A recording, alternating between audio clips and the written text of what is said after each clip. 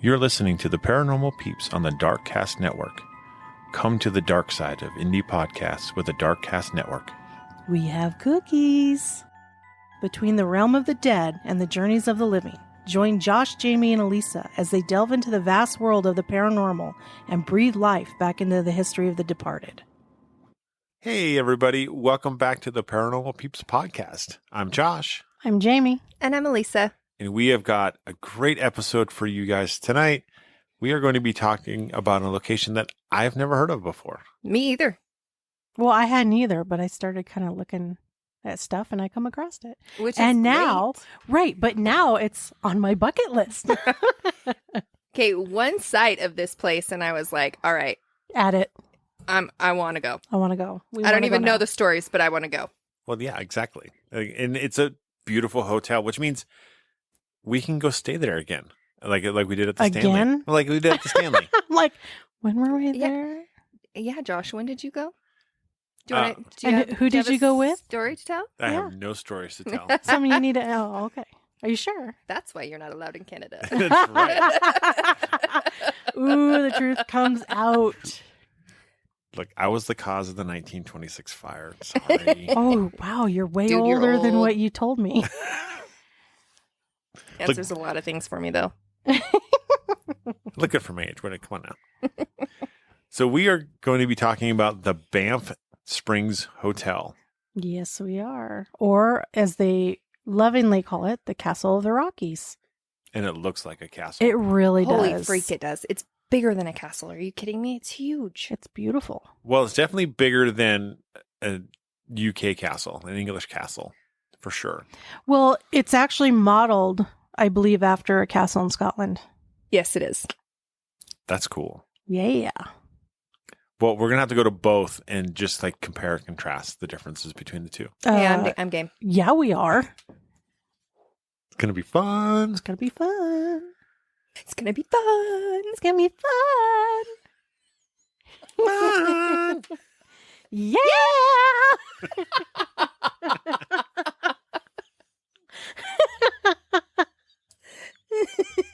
Octave higher, Jamie. I can't. I'm out. All right. So William Cornelius Van Horn, the general manager of the Canadian Pacific Railway, first considered constructing a grand hotel in the Canadian Rockies when several employees of his railroad stumbled across several mineral springs in 1883. Noticing a great opportunity to facilitate travel along the Canadian Pacific Railway, Van Horn immediately set about constructing a brilliant Grand Dame that would be one of the world's most luxurious. As such, he commissioned blueprints from an impressive hotel that would be situated at the convergence of the Bow and Spray Rivers. Architect Bruce Price led the design team, who relied upon the chateau-style architecture as a source of his inspiration. Construction commenced in 1886 and concluded some 2 years later. As soon as it debuted as the Banff Springs Hotel in 1886, it rapidly became one of the top 3 mountain resorts in North America. See, what I'm amazed by is that it only took 2 years. Yeah, I mean, you see the size of this That thing and you're sucker like, is huge. yeah, there's no way. But here's the thing, though, is that when they first built it, it wasn't that big. Not what we see today. So the original structure cost a meager $250,000. Well, not back then. It wasn't meager. No, that was by today's standards, it's cheap. If you count 250,000 anyway. The building included more than 100 bedrooms centered on a 5-story octagonal rotunda. The hotel was named for its natural hot springs nearby. Does it say whether people like use the hot springs to this day or? Oh, they're definitely used today. Oh, yeah. Yeah. Definitely used today. Oh, I can't see why they wouldn't be, right? Right, of course. I'm sure that's one of the big benefits of having that place. Oh, no, just going up there and seeing it for me. Right? I mean, that's obviously like half the fun right there. So from the 1900 to the 1920s, several adjustments were made in order to update the hotel and, improve its offerings to people. Amenities. Yeah, amenities. So in 1902, In addition, expanded and renovated the building, adding more than 200 rooms. Dang. Holy cow. So that's like 300 rooms? 300 rooms, yeah. By 1906, plans were advanced for a complete overhaul of the Banff Springs Hotel building, proposing a replacement of much of the original structure. Walter Painter, chief architect for Canadian Pacific Railway, designed an 11-story central tower in concrete and stone, flanked by 2 wings, this time correctly orientating the dramatic view. The so-called Painter Tower was completed in 1914 at the cost of $2 million. Wow. Holy moly. And that's what we see today, right? That's part of what we see today. Only part of? Part of. Keeps going. It's like the Winchester. Yeah. It had 300 guest rooms. But it probably makes more sense. Yeah. Yes, exactly. Kind of. There's empty rooms that... Never mind. Anyway, continue. So it had 300 guest rooms, and for some time was the tallest building in Canada. Wow. The construction of new wings was delayed because of World War I, which... I mean, that's obvious. Yeah, that's totally obvious. So in 1926, the original wooden buildings burnt down. Do they know how? Like, does it give us anything on? I tried to... I didn't... I couldn't find anything. You see, I looked too, and I didn't find anything. Yeah, it just said they burnt down. I'm sure there's something somewhere, but...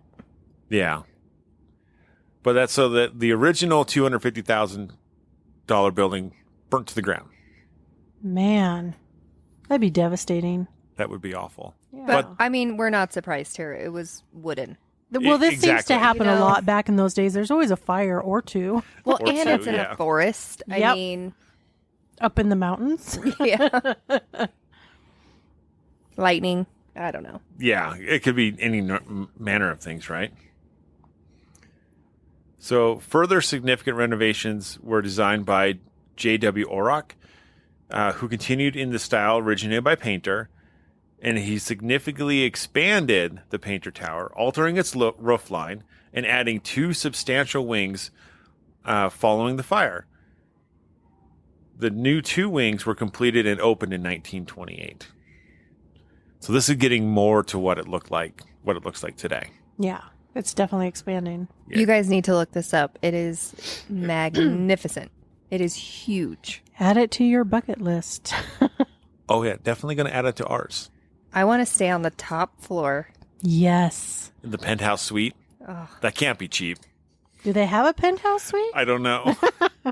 I just want to go up on the top floor and just see that view. Oh, Right. I bet you it's gorgeous. So the monarch of Canada, King George IV, and Queen Elizabeth visited the hotel during their 1939 royal tour of Canada. They're probably what they would be considered the most popular or famous people to ever visit Right. the hotel. But I'm sure a lot of famous people went there because this place is stinking amazing. Well, yeah, it's kind of like the Stanley, right? Like tons of Oh, yeah. famous people have been there. Yeah. Can you imagine what this place is going to look like when it's abandoned?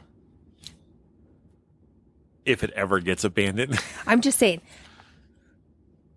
when Yeah. it happens, that place is going to be amazing for ghost hunting. Oh, yeah. Hike in, hike out. No Yeah. kidding. So the hotel actually briefly shut down in 1942 Okay. as a result of labor issues because the people were off fighting World War II. Well, Yep. I mean, makes sense. Yeah. It would not actually reopen until the war ended in 1945. Oh, wow. So it's empty for 3 years? 3 years. How cool would it be just to live there for 3 years all by Right? yourself? Like a caretaker? So cool. So cool. I'd do it. I'll do it for free. Me too. And food and just I'm room. in. So it took most of the 50s and 60s to reclaim its former status as one of the greatest resort getaways in North America. Took a little bit. Took a little bit. Yeah. The war had not completely ruined the hotel's charm. Significant changes to the hotel, which adapted it to the economics of the era, provided it with new life. One of those big pivotal changes happened in 1968 when the building underwent a process of winterization, allowing it to be open year-round. Oh. So just like the Stanley was only open Yep. In the summers. in the Yep. summer months, Right. which is crazy when you can think it's in the middle of the Rockies. Like, that's a perfect skiing place. Why would you close it during the winter? Well, and see, I was wondering if they do offer skiing around there, but just looking at the pictures, it doesn't look like it. I'm sure there's some skiing somewhere around there. I'm sure. Oh, yeah. But the views there are just, it's like, from the pictures that I saw, it looked untouched. Yeah. Yeah. Well, so the hotel sits on part of Banff National Forest or National Park, which is 6,600 square miles Huge. of park. Which It's a means lot of land. it's a lot of land, which means it can't be developed. Yep. Nice. How perfect. Exactly.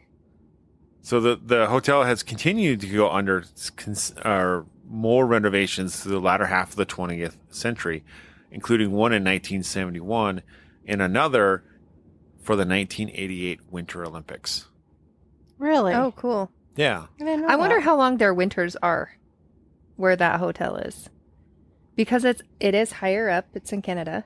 Yeah, Yeah. high elevation. High elevation. Mhm. You're up in the mountains. Yeah. So if back in the day it was only open during the summer months, that's not going to be very long. Oh, heck no. No. So it can make all that money in that short of time. That's crazy. Yeah. So after the hotel got a new manager in the 1990s, Mm-hmm. they actually started doing more expansions. Dang. And they added in a new spectacular facility called the Banff Springs Conference Center. Okay. Yeah, conferences. So exciting. And in 2011, the Canadian Pacific Hotels, the hotel division of the Canadian Pacific Railway, was reorganized as Fairmont Hotels and Resorts. Yeah, I've heard of them. Yeah. Adopting the name from the American company it had purchased in 1999. The hotel's name was changed to the Fairmont Banff Springs as part of the rebranding effort. And then in 2006, 7 Fairmont hotels, including Banff Springs, sold to Oxford Properties, a company owned by Ontario Municipal Employees Retirement System. And then the Fairmont Hotels and Resorts continue to manage the resort following the sale of the hotel property. Huh. So it kind of switched over. Kind of switched over, yeah. So today, if you were to visit this property, right, you would find it occupied by multiple restaurants and other food-based services. So as of December 2017, there are 12 restaurants on this property. Holy moly. Located within the hotel, there's a 1888 chop house, the Walled House, and the Rundle Bar. What's a chop house? Do we know? It's like a steakhouse, but like chops, like pork. Oh. I guess I've never heard it put that way. Yeah. Interesting. It's like, the fancy steakhouse where you're going to spend $100 a plate, not $20 a plate. Right? The latter restaurant also hosts the hotel's afternoon tea. The hotel also hosts a locally sourced market, stock food, and drinks. Other facilities located on the hotel property include a bowling alley, 5 turf-topped tennis courts, which means it's grass, not clay or It's turf. Mm-hmm. a swimming pool, and a 27-hole golf course. Dang. There's also spa facilities that were opened up in the hotel in 1991. See, I want to work in a spa place and just do nails inside a place like that. That'd be so See? cool. There you Ooh, I go. could make bank. Yes, you could. It also has 757 guest rooms spread out throughout the property. Dang. 757. Yep. That's crazy. Started at 100. And now look. And now it's at 757. Woo. There's also event spaces, conference space, weddings, and other social events can be handled there. I don't think there's much that can't be handled there. No kidding. No. Birthday parties. Anything. And there's also outdoor event spaces, including a terrace garden. Oh. Lovely. Absolutely beautiful. So if you go, you have lots of stuff to do. And know that there are 23 elevators and there are 15 floors.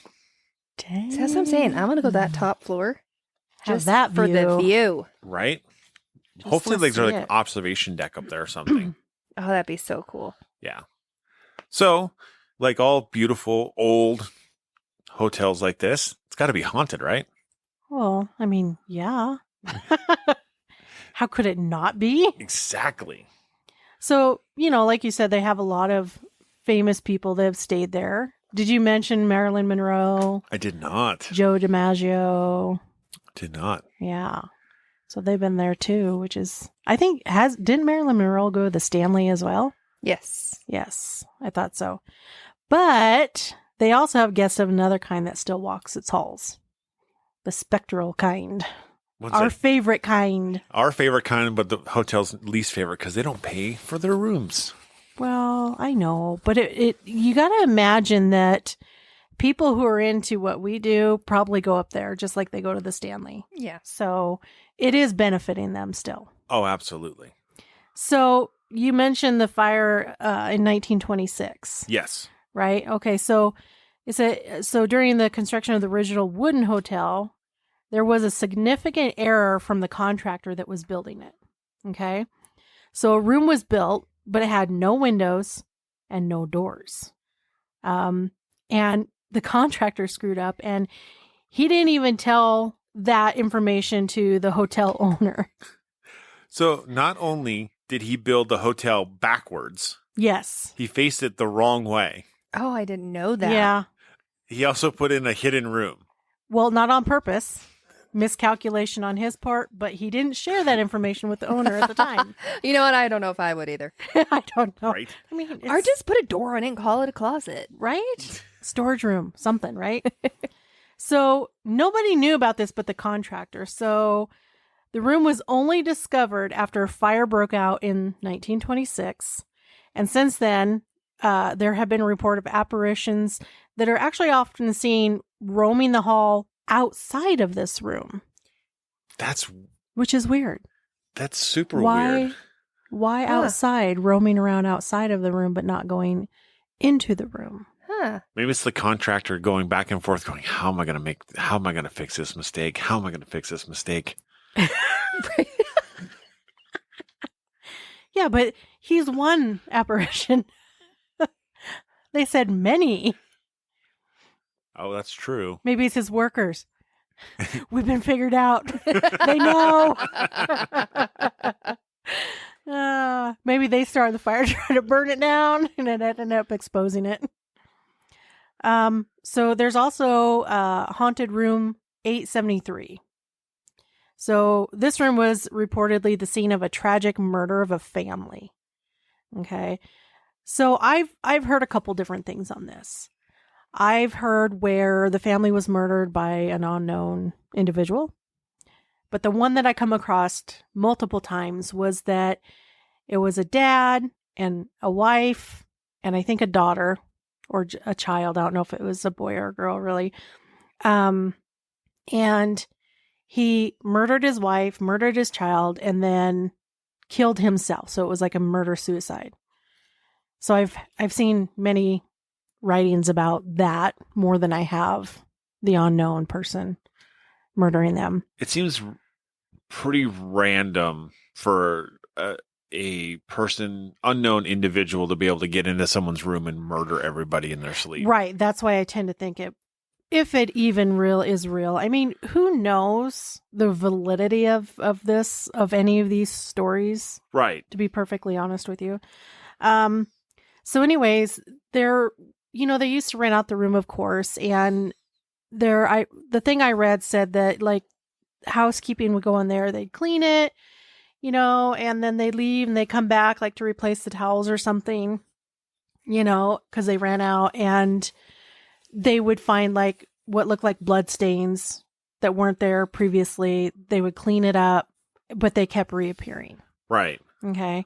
So, and guests that had stayed in that room, they said had reported, horrific sounds, things being moved, and they just didn't feel good in there.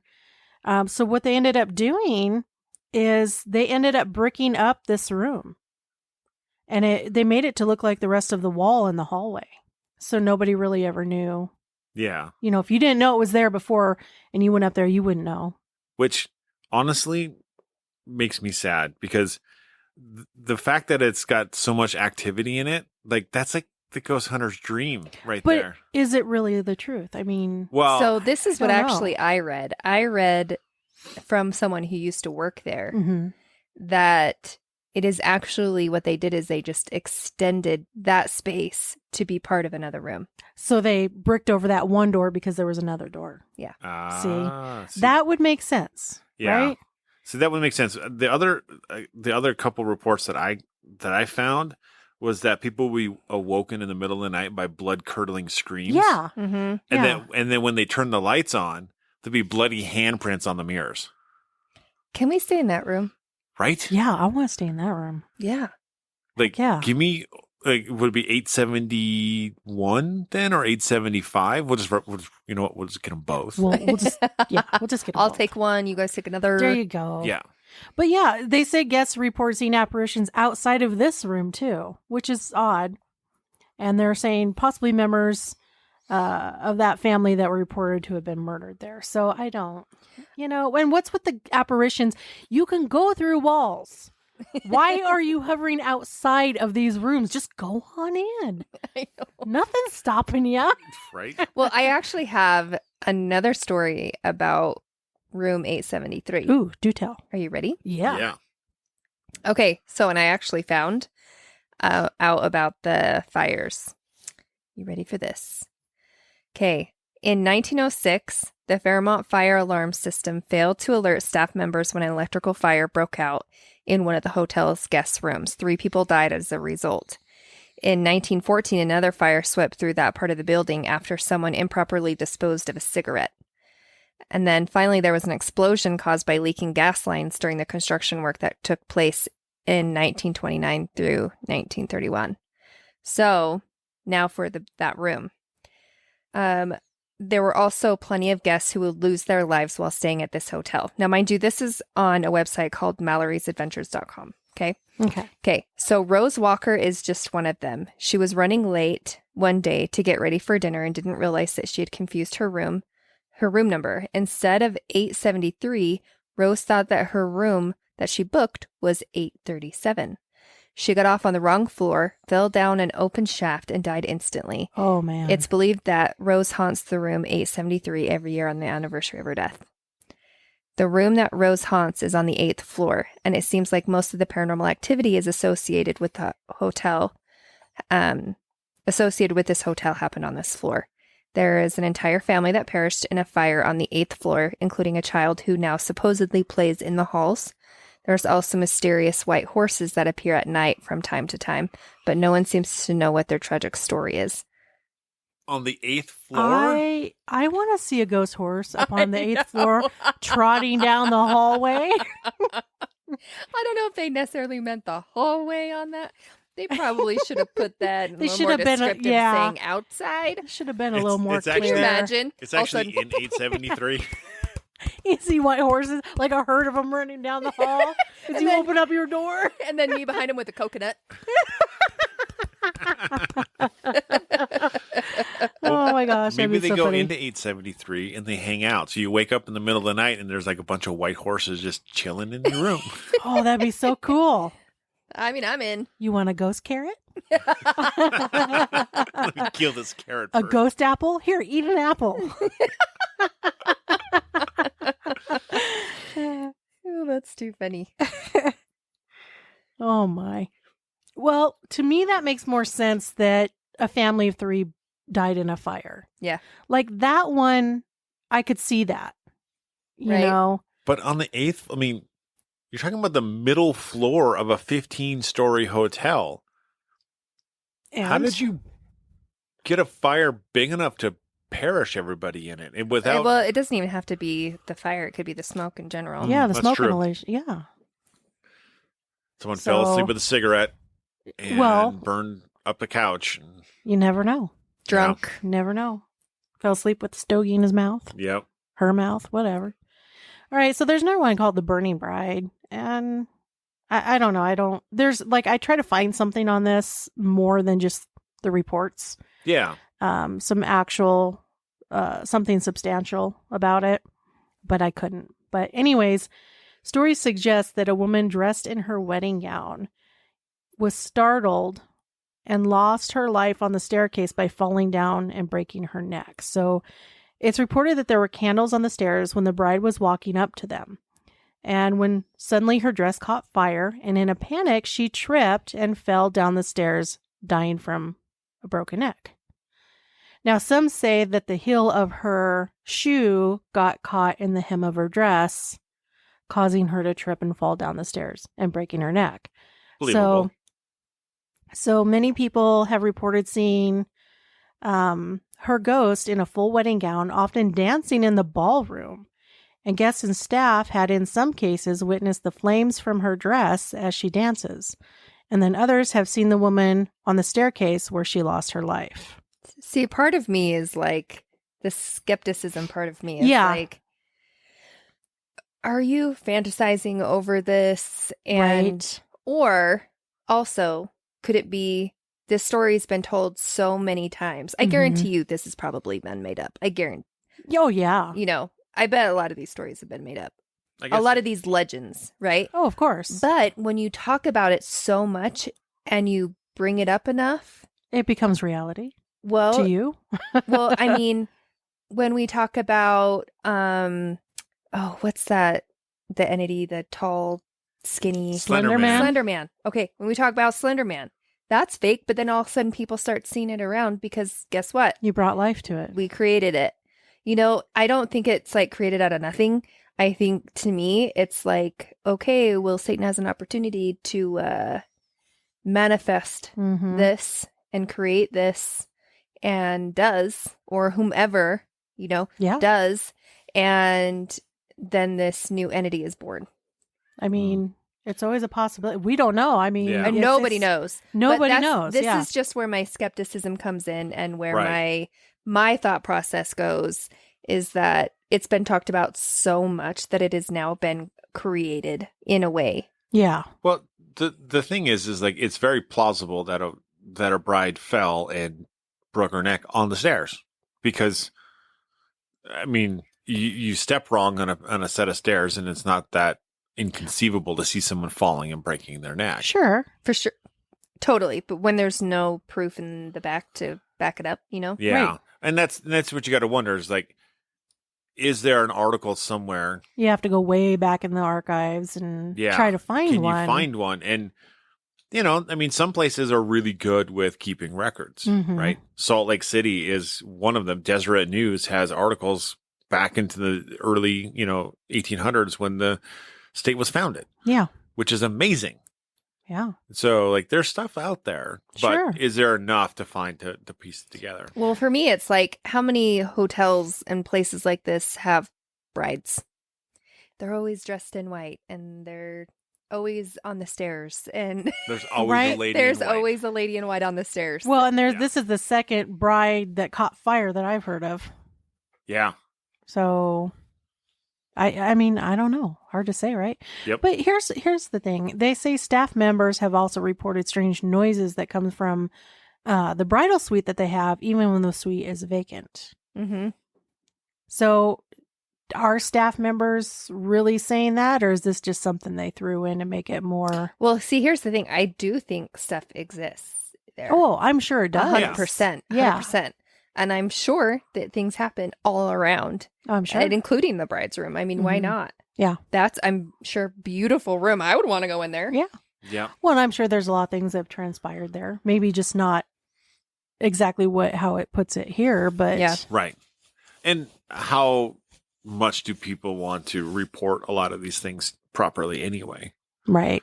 You know? It's kind of like that game Telephone, you know, you start with one person and by the time you get to the end, it's a completely different story. We legit play this every night with my kids, my husband and my kids. We play it when we eat dinner every night together. Yeah. We play Telephone and it always ends up so ridiculously different or right? so funny. Right? It kind of morphs into a whole different thing. Yep. So there's another one, and it's called, they call him the Bellman. So it was a man by the name of Sam Macaulay, and he's probably the most popular of all the Banff Springs ghosts that are like reported there. He was a bellman at the hotel in the 60s and 70s, and not much is known about or how he died. Okay.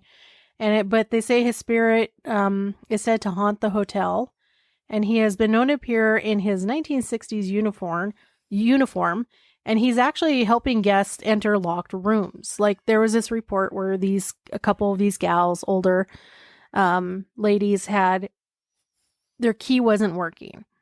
So they go down and they are waiting for somebody to come and help them get in their room.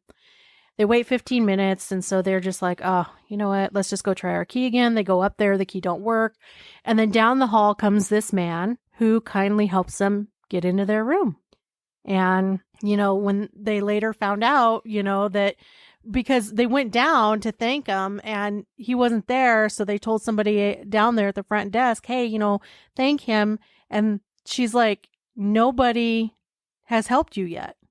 Like we're getting a guy now. They gave him a description and they said, yeah, that's Sam. That's Sam. So that was kind of cool. So he's often witnessed on the 9th floor, and he will vanish if you try to start a conversation or attempt to tip him. I wonder if that's where his office was, because this says he had an office. He's routinely seen in his office, which is now a guest room. Yes. So those are the more popular ones. So there's also an apparition of a bartender that has been witnessed by the staff and the guests, and often informing guests that they have drank a little too much, and it's probably best if they go to bed and sleep it off. And so this one I kind of had a laugh at, but so the more spectacular is the apparition of a headless man playing the bagpipes. He has no head, but he's playing the bagpipes. Explain that. Explain that one to me. Does he put it in his neck hole? Whoa. Whoops. What did you do? He tips the bagpipes upside down and puts it in his neck hole. I don't know. I haven't witnessed it, so I don't know. It's funny, though. I have some history here, but I was looking at this, and they're like, it was created out of a necessity when the hotel in 1888, when the Canadian Pacific Railway, and so then they put in parentheses CPR. Oh, yeah, I saw that. So I kind of laughed at that a little bit. So, yeah. And then I also have reports of hauntings in room 692. Okay, what's in 692? So this is the part that's kind of funny, is that people's pillows have been yanked from under their heads while sleeping, and some people have been pushed out of their beds by an unseen force. Oh, how kind. A little violent. A little violent. Yeah. They don't have any, like, known haunts for the room, but they're just saying that it's haunted. Okay, so I have some personal experiences from other people. Which is awesome. Yes. We love these. These are kind of my favorite. Okay, so this is what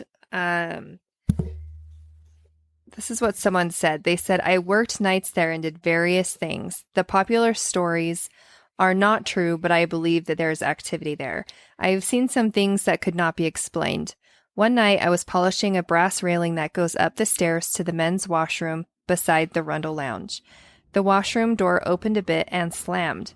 I thought it was my staff playing a joke on myself and the security guard that did rounds with me when I looked. No one was there. My team was at the other end of the Spanish Walk. It wasn't just me that saw this happen.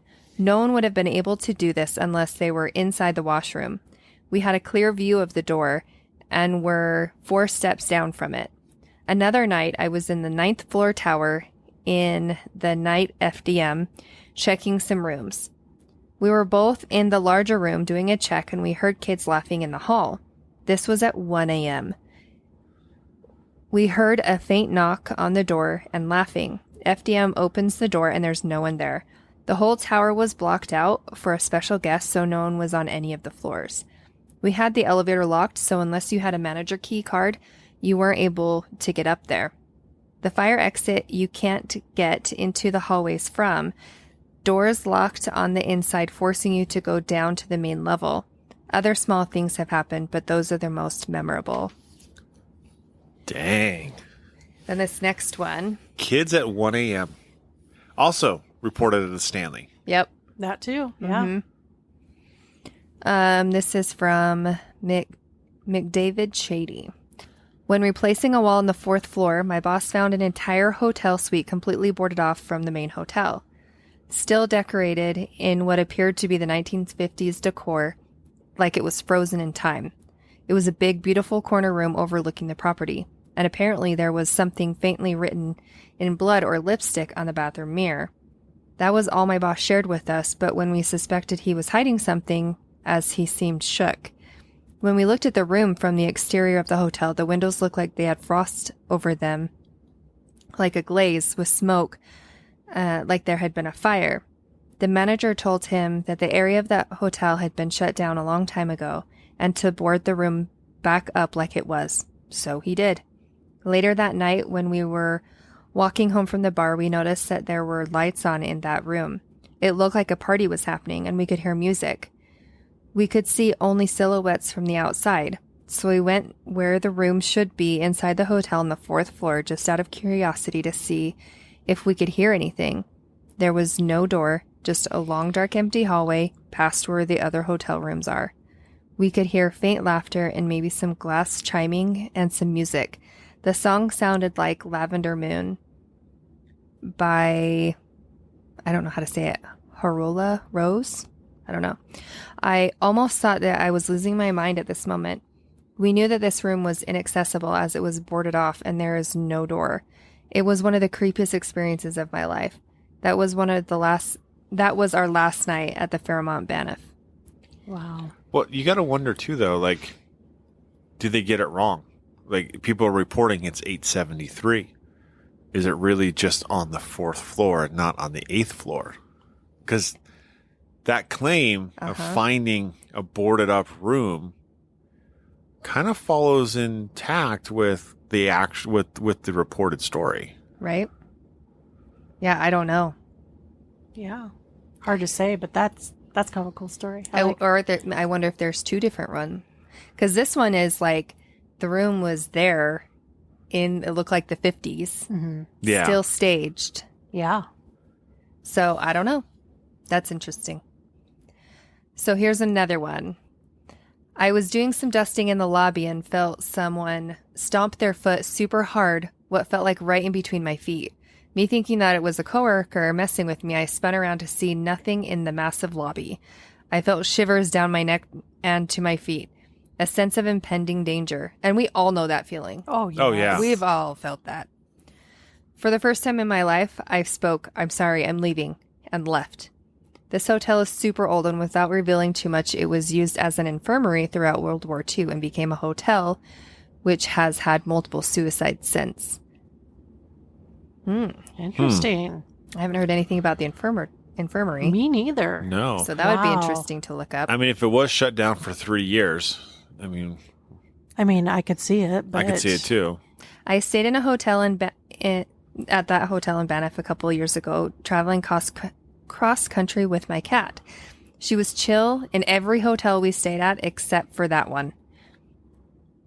The cat started screaming in the middle of the night, hiding, freaking out, and absolutely would not be consoled. We ended up leaving at like 5 a.m. to try to spare the neighbors from the racket.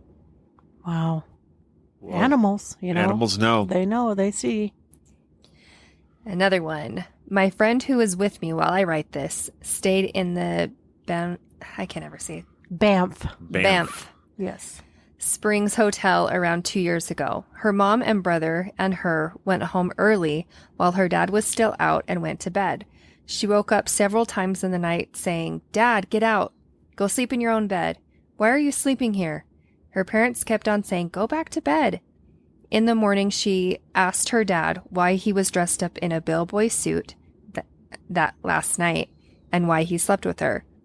They thought she was crazy, and they told the other people that came in the next morning, and they told her about the bellboy who haunted there. She says she didn't see his face, but believed his suit to be blue, although it might have been too dark to see. So that backs up Sam. Yeah. The story of Sam haunting his room, because he probably would have slept there. Maybe. And so. And he wasn't responding to her. Right. I mean, he's continued to stay there while she's like, get out of my bed. Yeah. Go sleep in your own bed. I was like, I am in my own bed. Jeez, lady. But can you imagine, Crazy. like, in my mind, I'd be like, why is Dad in a bellboy suit? What does that mean? I mean, I'm just going to go back to sleep. He's fine. Like, is this a normal occurrence? it's like, oh boy. Oh man. Crazy. It's like some of the other stories we've had, right? It's like, I looked up and there was a man with a knife. So I rolled over and went to sleep. Well, I mean, it's kind of like at the Stanley when you saw that man. And you Yeah. did Bed. too. Yeah. And then I was laying on my right side and I got You the saw feeling half a man. and I saw him from his feet up to his waist and I was just like, I'm tired. I know. And I went back to sleep. Yeah, I did too. I didn't feel threatened or nothing is probably what made it easy because Yeah. I was just like, no, Well, we were to the point where we were just delirious with delirious. tired. We were so freaking tired. When you're Yeah. ghost hunters and you stay up all night after night after Multiple night, nights, yeah. You You get tired. and then finally, when the great stuff happens, you're like, nope, I can't. I just can't process that right now. I'm just too tired. It's like you stay there, I'm going to It's sleep. like your care level just drops, and then you wake up the next morning like, I'm like, man. that happened? Why did I do that? Like, why didn't I sit up, start my recorder, and ask questions? Like, why Right? didn't I, Or you can say, hey, can you come back in like 5 hours? Like, I gotta sleep. Just, I really got to get some shut eye. I'm so tired. Just come back in a little bit. Ugh. But Yeah. this hotel is absolutely gorgeous. Definitely look it up. Check it out. Look at the pictures of this place. It's Somebody amazing. needs to make a horror movie with this hotel. Oh yes. It looks like a freaking creepy. Like, they need to make like an asylum movie with this. Oh, yeah. That'd be cool. That'd be super cool. An asylum up in the Rockies. That'd be really cool. They should have a writer stay there with his family in the wintertime. Well, I mean, we could be a little more original than that, I think. If you want to stay at this beautiful hotel, I did look at the prices, and I don't know if it's the whole year-round rates or just their winter rates or whatnot, but it's $800 a night Ouch. That's just pennies. for the weeknights. Oh, heavens. Oh, I hate to. Oh, what are weekends? Oh no. 1,000. I got this. I mean, if you're gonna spend 800, what's a couple extra hundred for a Right. weekend? Can you imagine we're like, hey, can we rent out your whole hotel? Oh, geez. Well, Win the lottery. they blocked off rooms for an event. Like, Well, it's who's like, got that kind of money? no kidding. Right? At that point, you're like, can I just buy it? That's just Can how I just buy buy it. the hotel? Yeah. For a night? For a night. For a night. It's to be pretty pricey, yeah. Yeah, it'd be a lot. But yeah, I've added this to my bucket list, and I definitely. We should just go like do a drive by and be like, yeah, we're guests here, and just like walk the halls. Right? Why not? Hey, hey, you know what? Let's go eat at one of the restaurants. There are 12 restaurants. Yeah, right. It's like I forgot my key. It's at 873. Can I have my key? We just have to make sure we look like the people that are staying there. Unlike Stanley, we got there, we look like bums, and everyone else were in these like super nice like ski clothes, and we're And some people Bumming were it. even like in formal wear. Yeah. That come And down the here stairs. we come in with our skulls. We're like, Durr. We've got skulls in the back of our jackets, and we're like, "What's up?" Although what's funny is I had my Paranormal Peeps baseball Yeah. shirt on, Yeah, and I was walking the halls, and I heard someone go, "Yeah, I saw someone walk by with a Paranormal Peeps shirt on." you're like, that was me. right here. Yeah. Well, we had a good time there, though. It was. It was worth it. But yeah, we do have some fun stuff coming up at the end of the year. Yeah. Before the end of the year. Yeah. I mean, I think we're going to go out with a bang for the end of the year. It's going to be so fun. We're not going to tell you what it is yet. But we got one more investigation to do. We got one more. And we're never going to tell you about it. No. Because that's how we roll. Actually, we're going to go live for Yes. parts of it. Yes. We will do a few lives, and we're going to do a small Live. We're going to do, yeah, lives. We're going to go. Hey, it's late, people. I'm on auto. Yeah. But yeah, it's going to be a great investigation. So we won't tell you where it's at. No, but we'll do just a little bit of on location stuff. So it'll be good. And We're excited for this one. as if we're not excited for all of them, right? Well, so we're having a little team thing that we're doing, a podcast team thing that we're doing before we go to this last location for the year to investigate. Yep. We're just going to relax and have some fun. Yes, we are. And our next episode will give a hint to where we're going to be. We will? Yeah. All right. Because we're rude like that. Yeah, we're rude like that. So you got to stick around, find out what it's going to be. Tune in. And as always, stay ghosty, my peeps.